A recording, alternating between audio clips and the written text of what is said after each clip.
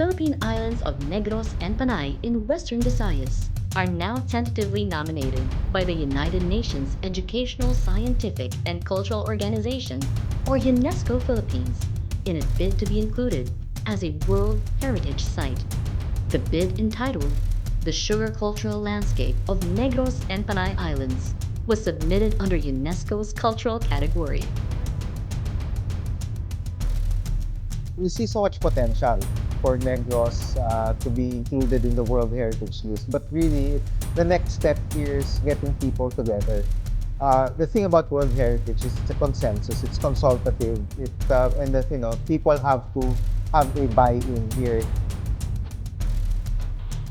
Representatives of UNESCO Philippine National Commission, the National Museum, and National Center for Culture and the Arts visit Bacolod to gather community support to create the Negros Island Sugar Heritage Trail in the Philippines.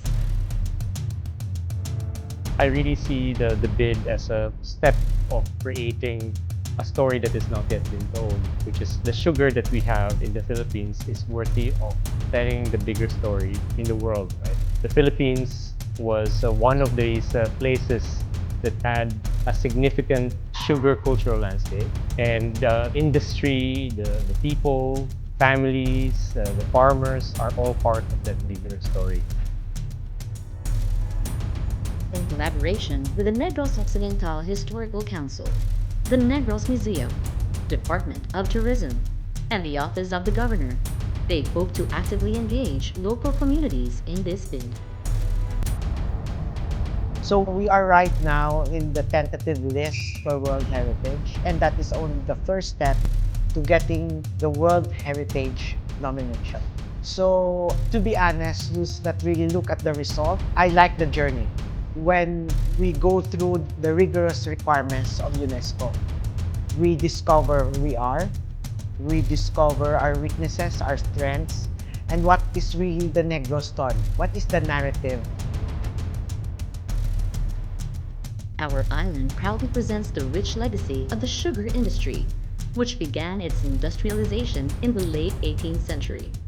This includes the physical structures, systems, properties, and communities that bear witness to the social and economic aspects of the late Spanish and American colonial eras. The study aims to ignite a passion for the conservation and preservation of these trails by highlighting their significant value to the community, addressing areas of concern, and illustrating their potential contributions to Western Visayas and the Philippines as a whole. The best way to include the past, the present, and the future is to really continue what you're doing. The history of sugar in Negros and Panay and other places in the Philippines has been there since the 19th century and has transformed in the American period. A cultural landscape represents a place with numerous layers of history that have evolved through design and use over time.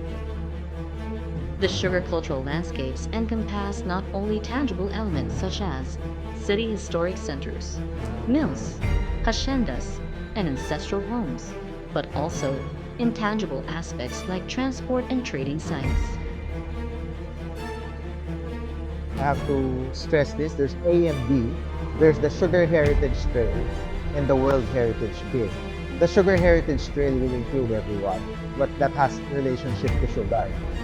But B, the World Heritage Bid, will include sites from A that are still intact. There's authenticity and integrity. They're part of the story. The 7 initial UNESCO sites targeted portray a compelling narrative of native history and evolution of sugar production on the island, with further locations already under consideration for inclusion. It's an entire agricultural landscape that is intact. And that's the reason why we think that Negros is a very strong candidate for World Heritage inscription. And that's why we're gathering people. In fact, we've already added it to the tentative list of the Philippines, which is the very important first step. But it's not the Kumbaga, that first step is actually just a small step. We have bigger steps to undertake for this process.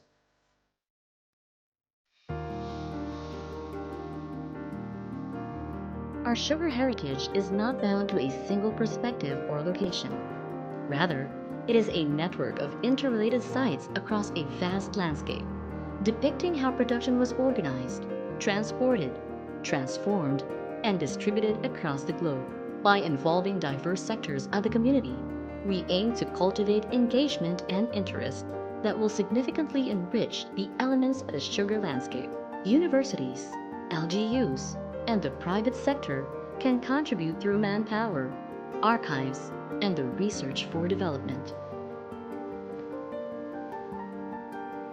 Our story of sugar is very unique.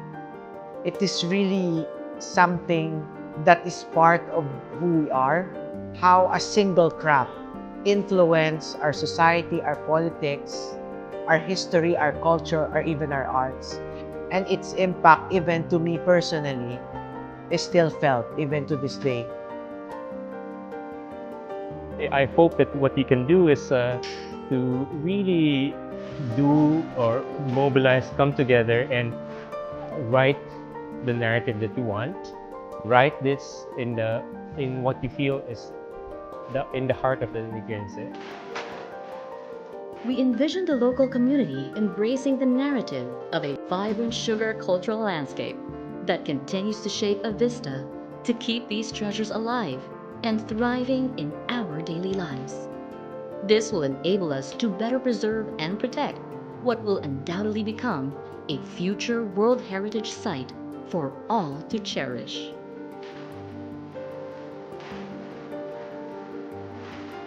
Well, sugar will always be part of Negros. It is an undeniable part of our way of life. There should be something positive out of this nomination because we can never detach ourselves with sugar. It's still the foundations of our economy. Regardless of all the growth that we are seeing in our big cities, at the end of the day, sugar will always be part of this.